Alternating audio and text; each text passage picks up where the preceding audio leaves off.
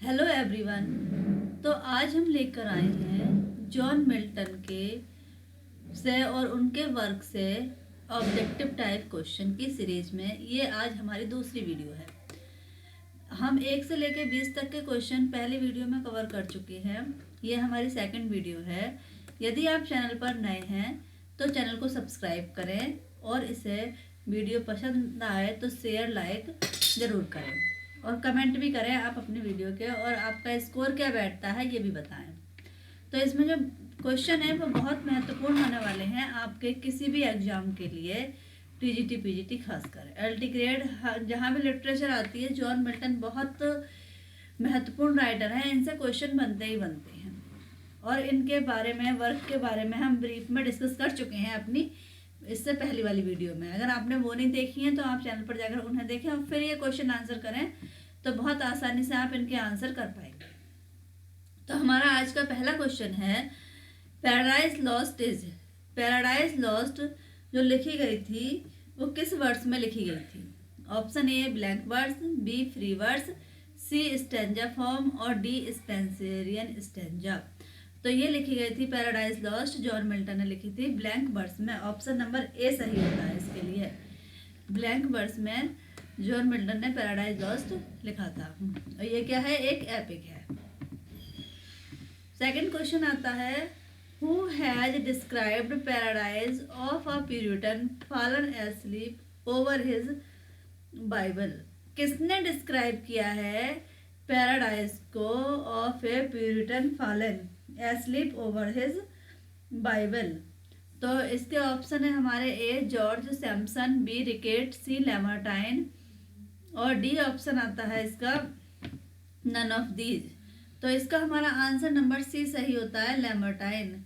लैमरटाइन ने डिस्क्राइब किया था पैराडाइज लॉस्ट को एज अ ड्रीम के रूप में। फिर हमारा 3 क्वेश्चन आता है, in Milton's life the period from, Milton का जो जीवन का समय था 1632 से 1637 का, पॉपुलरली नोन एज, जाना जाता है किस नाम से? तो ए ऑप्शन है हॉर्टन पीरियड, बी है ब्लाइंडनेस पीरियड, सी मेलंक्लो पीरियड और डी बोस्टन पीरियड। तो इसका भी क्या होता है? ऑप्शन नंबर ए होता है हॉर्टन पीरियड जॉन मिल्टन का। और इस पीरियड में जो भी इनके वर्क लिखे गए वो हॉर्टन प्ले वर्क के नाम से जाने जाते हैं। क्वेश्चन नंबर 24 होता है, Milton has given his views on poetry in his poem. Milton ने अपना दृष्टिकोण दिया था पोएट्री को लेकर अपनी पोयम में। तो ये कौन सी पोयम में मिल्टन ने पोएट्री के लिए व्यूज दिया था अपना? तो ऑप्शन ए है Comus, B Paradise Lost, C none of Lycidas और डी नन ऑफ दीज। तो इसका हमारा आंसर होता है सी। लिसिडास में जो एक एलेजी है, पास्टोरल एलेजी है, उसमें जॉन मिल्टन ने अपने व्यूज दिए थे पोएट्री को लेकर। और कमेंट बॉक्स में आप मुझे बताइए कि लिसिडास जो पास्टोरल एलेजी है ये किसके लिए लिखी है जॉन मिल्टन ने। हमारा अगला क्वेश्चन आता है 25, the abilities of the poet are the inspired. The abilities मतलब किसने कही है ये line? The abilities of the poet are the inspired gift of god rarely bestowed. किसने कहा है ये लाइन? तो इसके ए ऑप्शन है Milton, B Shelley, C Wordsworth, D none of these. तो ये कहा है ए ऑप्शन मिल्टन ने कहा है। ये जो लाइन है किसने की है? ये मिल्टन की है। फिर अगला क्वेश्चन आता है हमारा, how sweet is divine philosophy, how sweet is divine philosophy, not hearts and craved as dull fools suppose, but sweet is Apollo's lute, where do these line appear? ये लाइन कहाँ पर आई हैं? how sweet is divine philosophy ये line किस work की हैं? John Milton के। तो इसके ऑप्शन है हमारे मिल्टन्स लिसिडास, मिल्टन के पैराडाइज लॉस्ट की, मिल्टन के कॉमिक्स की या none of these। तो ये लाइन है, answer number option number C सही होता है। मिल्टन के कॉमस से ये लाइनें ली गई हैं। How sweet is divine philosophy. फिर हमारा अगला क्वेश्चन आता है, when Milton road on the morning of Christ nativity his was only. जब मिल्टन ने ये वर्ड लिखी थी on morning of Christ nativity, तो उनकी एज क्या थी। तो इसका हमारे ऑप्शन आता है 21, ए, सी 23, बी 22 और डी 24। तो हमारा आंसर है ए 21। जब वो 21 साल के थे तब उन्होंने ये लिखी थी। ऑप्शन नंबर ए सही होता है इसके लिए, और लिखी थी on morning of Christ nativity. अगला क्वेश्चन आता है हमारा, L'Allegro Il Penseroso Arcades Comus Lycidas belong to. किस समय से ये पोयम वर्क जॉन मिल्टन ने लिखे थे। तो ए है मेलंकलिंग पीरियड, बी बोस्टन पीरियड, सी हॉर्डन पीरियड और डी नन ऑफ दीज। तो इसके लिए हमारा ऑप्शन नंबर सी सही होता है, हॉर्डन पीरियड।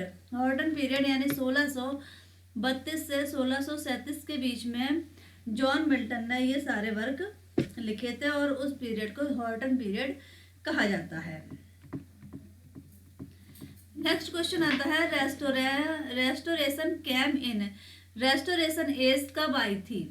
तो ए ऑप्शन है 1660, बी 1661, सी 1662, डी 1663। तो इसके लिए हमारा ऑप्शन नंबर ए सही होता है 1660 में, यानी मिल्टन की एज के बाद में रेस्टोरेशन पीरियड आया था। अगला क्वेश्चन आता है, ग्रेट प्लेग अकर्ड इन। यानी जो प्लेग थी, महामारी थी, वो फैली थी कब।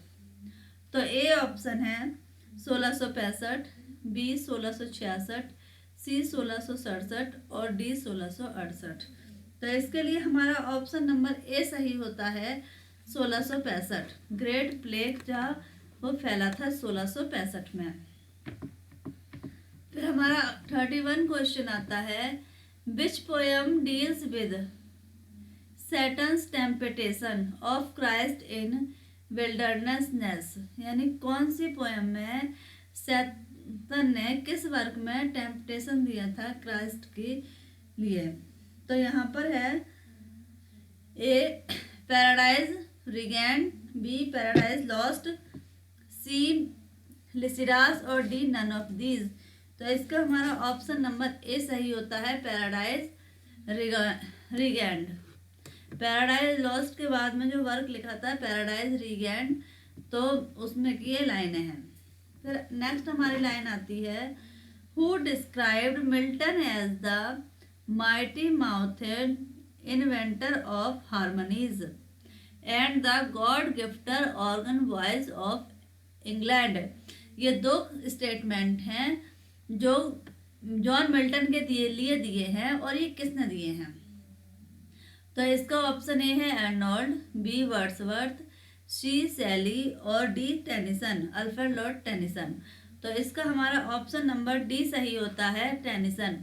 टेनिसन ने जॉन मिल्टन को कहा था mighty mouthed and God gifted organ voice of England. फिर नेक्स्ट क्वेश्चन आता है,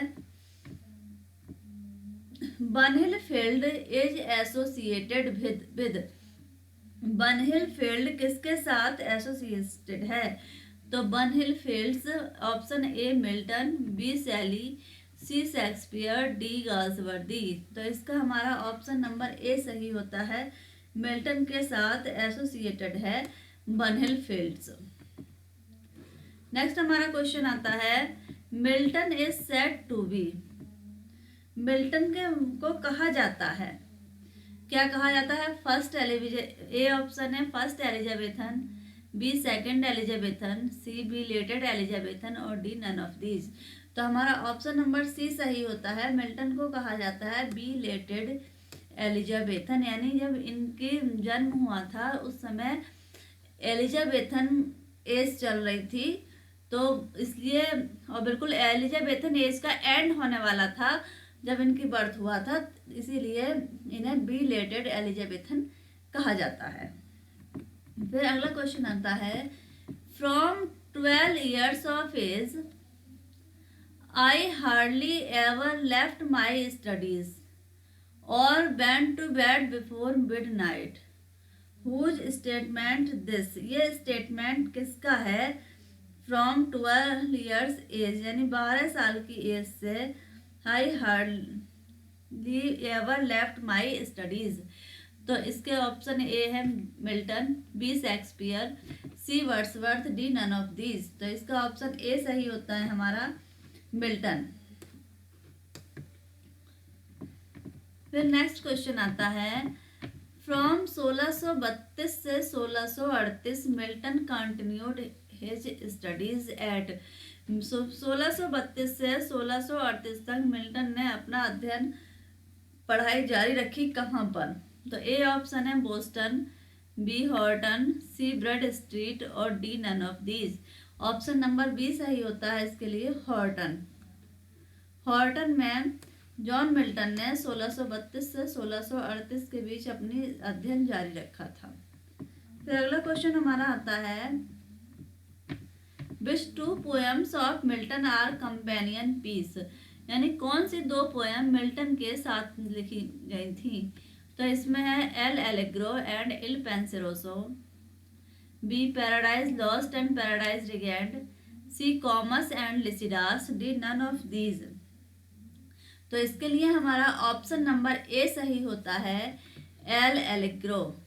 एल एलेग्रो और इल पेंसेरोसो कंपेनियन पीस माने जाते हैं जॉन मिल्टन के।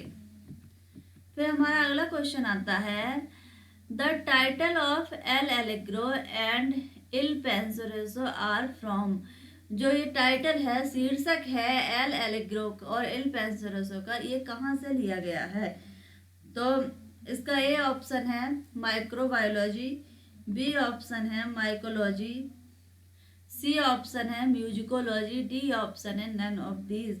तो इसका हमारा होता है ऑप्शन नंबर सी सही होता है, म्यूजिकोलॉजी। म्यूजिकोलॉजी से ये टाइटल लिया गया है। फिर अगला क्वेश्चन आता है हमारा, the meaning Il Penseroso is. Il Penseroso का मीनिंग क्या है, अर्थ क्या है? ए ऑप्शन है the thoughtful man, B option happy man, C option the romantic man और D option the idiotic man. तो इसका होता है हमारा ऑप्शन नंबर ए सही, द थॉटफुल मैन मतलब होता है इल पेंसेरोसो का, और एलेग्रो का होता है हैप्पी मैन।